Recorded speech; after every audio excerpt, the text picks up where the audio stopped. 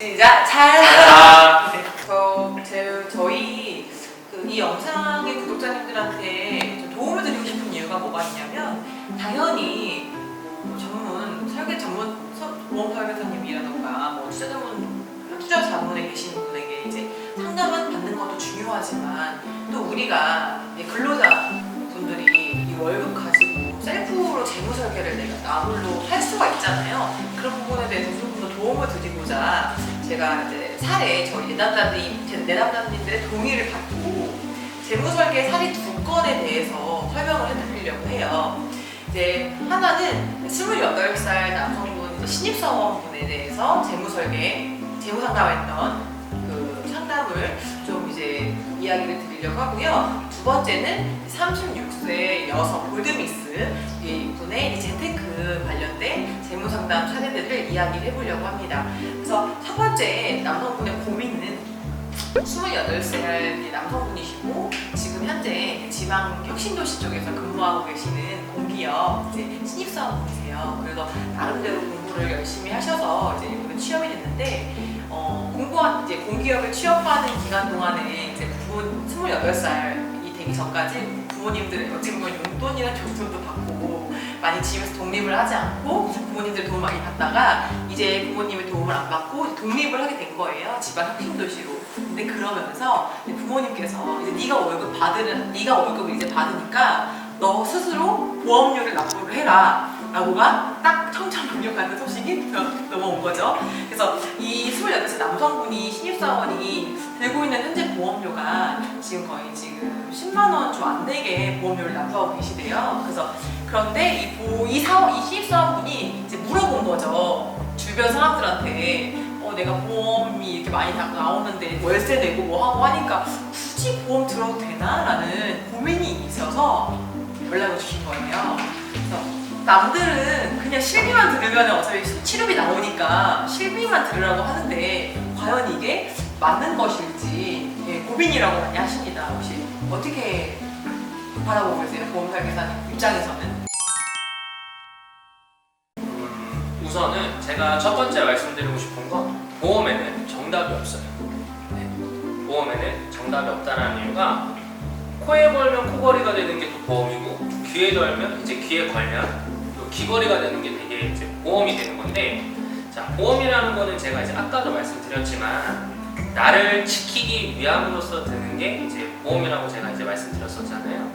자, 어느 누군가는 뭐 이만큼의 돈을 벌 수도 있고 어느 사람은 또 이만큼을 벌 수도 있고 사람마다 제각각 소득이 틀리기 때문에 그거는 정답이 없어요.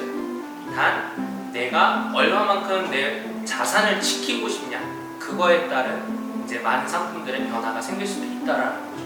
이제 기본적으로 뭐 이제 나는 실비만 있으면 될까? 라는 생각을 많은 분들이 하시는데, 저도 이제 가끔 상담을 하다 보면은 그런 사례들을 이제 많이 접해요. 저는 실비만 하나 있는데 이것만 있어도 충분하지 않을까요? 라는 말씀을 드리는데, 이제 해주시는데, 그럼 저는 거기에 대해서 그냥 말씀을 드려요. 그거는 고객님께서 어떻게 생각하시느냐에 따라 달라지지 않을까요? 라고. 왜냐면은 이제 실비라는 게 2007년도쯤에 이제 나라에서 만든 보험이거든요, 사실상. 판매만 이제 각 보험사마다 판매를 하는 것 뿐이에요. 그러다 보니까 나라에서 만든 거다 보니까 어떻게 보면 의료법도 계속 개정이 되잖아요. 똑같이 실손 의료보험, 즉 실비보험도 계속 개정이 되고 있다라는 거예요. 이제 개정 중에 하나가 이제 내 자기 분담금이라는 게 조금씩 생긴다라는 거죠. 그만큼 내가 크게 아프거나 또는 다쳤을 때 그거를 실제로 손해를 본 비용을 돌려받는 게 실비보험이라는 건데, 예를 들어서 내가 이렇게 운동을 하다가 많은 남성분들이 운동을 좋아하시잖아요. 저 또한 운동을 좋아하는데, 예를 들어서 이제 축구 같은 걸 하다가 부러졌어요. 발이 부러지건 손이 부러지건 그렇게 돼서 병원에 입원도 하고 수술도 하고 이렇게 하다 보면은 금액이 병원마다 조금씩은 다르겠지만 이제 종합병원이라고 해서 일반 이제 많은 분들이 생각하는 정형외과 이런 데 가셔서 이제 수술을 하시다 보면 병원비가 한 300~400만 원 정도는 나오시더라고요. 근데 많은 분들이 되게 거기서 잘못 생각하고 계시는 게, 나 실비 있으니까 내가 다 돌려받을 수 있어 라고 많은 분들이 이렇게 좀 약간 좀 생각을 많이 하시더라고요. 근데 제가 이제 금방 말씀드렸던 것처럼 자기부담금이라는 게 존재하기 때문에 이제 거기에 대해서 내 발생 비용이 또 들어가게 된다라는 거죠. 뭐 예를 들어서 10%라고 전제하면은 내 자기부담금이 300만 원에서 10%면 30만 원이 되는 거죠. 그럼 30만 원을 내가 치료비를 270만 원을 받고 30만 원은 결국 내 돈을 내는 거예요. 그거를 이제 추가적으로 정말 디테일하게 내가 보장을 정말 정확하게 받고 싶다라고 하시면 그건 이제 거기에 맞는 전문가들과 상담을 통해서 정확하게 내 자산을 지키는 게 중요한 거죠. 그래서 실비만 있다고 해서 좋은 것도 아니고 그렇다고 해서 없다라고 해가지고 그것도 큰 이득은 아니라는 말씀을 드리고 싶은 거죠. 그러면 동진 이제 SM님 같은 경우는 이제 신입사원 남성분이 20대잖아요. 사회초년생이기도 하고 이제 사회생활을 시작한 분이시기도 한데 그럼 실비뿐만이 아니라 또 저렴한 뭐 저렴하다고 근데 좀 이런 부분 어떤 보험을 추천해? 그러니까 어떤 계약, 어떤 보장을 받을 만한 보험 내역을 추천해주고 싶으실까요? 회사 이름 말고 어떤 보험 상품 같은 거. 상품 얘기했었을 때 어떤 걸 중점적으로 들어라. 뭐 예를 들어 저도 뭐 들은 건 있지만 나이가 있을 치매 보험, 운전자 보험, 장보험 뭐 이런 게 있잖아요. 근데 저 그것도 알았어요. 어린이 보험이 저는 어린이들만 드는 보험인 줄 알았거든요. 근데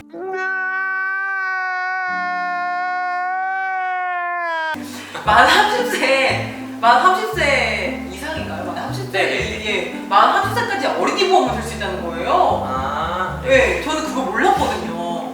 전 해당되어있지 않는 보험인 줄 알았는데 그래서 예전에 어른이 보험이라고 되게 유행했었다고 저도 좀 들었거든요. 그래서 만약에 이제 뭐 20살 신입사원 남성분이니까 좀 어떤 걸 중점적으로 보장해 들어가는 보험을 들어도 좋겠는지.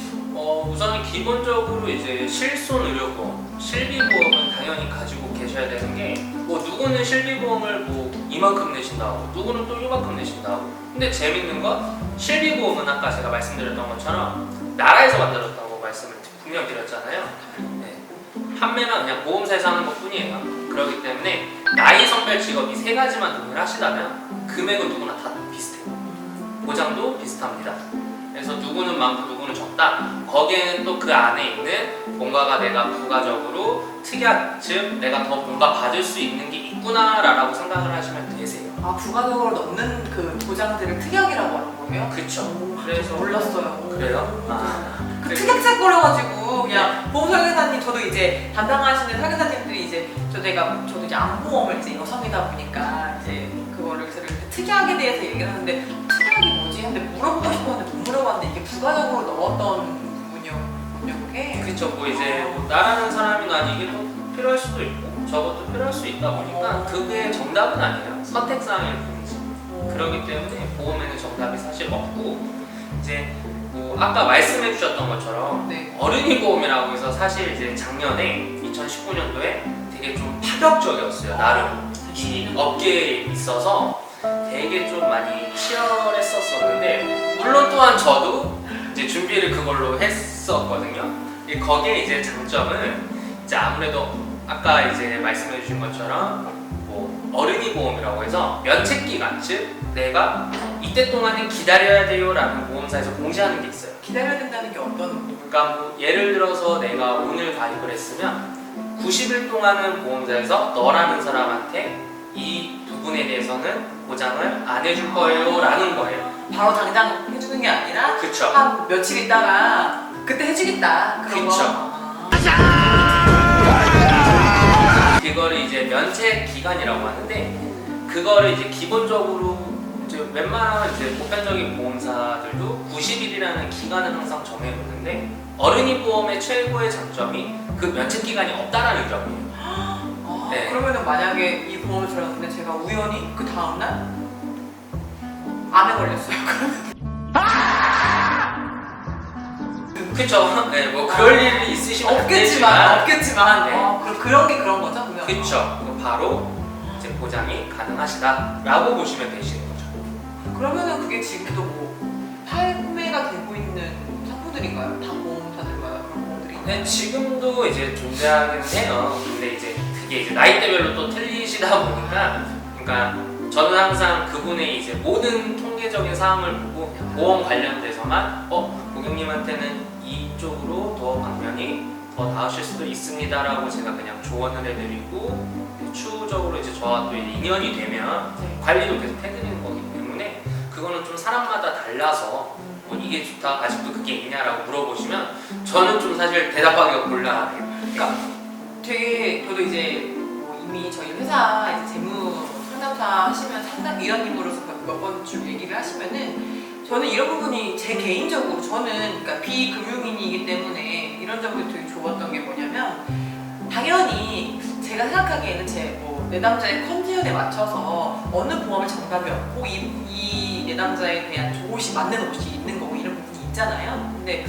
그 EAP 상담 이외에 그냥 다른 이제 뭐 어디에서 이제 상담을 다른 보험을 받았던 사례를 들어보면은 나에게 맞는 보험 옷이 뭔지도 모르고 그냥 계속 그 보험 설계사님께서 권유해 주신 상품에 본인이 당연히 그 옷이 누군가에게 맞는 옷일 수도 있겠지만은 그 내담자한테는 좀 맞지 않은 옷을 권해드려가지고 굉장히 피해를 많이 봤던 사례들을 많이 봤어요. 네. 근데 이제 동진 이제 설계사님들 같은 경우는 이제 그런 부분이 아니라 당연히 이런 보장들은 당연히 고객님들이 깔고 가는 거지만 또 이 고객님들과 상담이 지금 현재 뭐 어떤 보험이 좋다 나쁘기 아니라 상담을 몇 번 진행을 하고 이 고객님의 컨디션에 맞춰서 이제 보험을 제안을 해야 된다라는 이야기인 거죠. 그래서 우리 구독하시는 구독자님들도 예를 들어서 주변에 이제 아시는 보험 설계사님이 있다면 일단 본인의 컨디션에 대해서 이런 이야기들을 하고 내가 이 보험에 대해서 유지를 하게 될 거면은 나는 보험에 대해서 얼마 정도 돈을 쓸 거야라는 걸 선이 있잖아요. 이거를 생각하시고 보험을 드셨으면 좋겠어요. 왜냐면 이게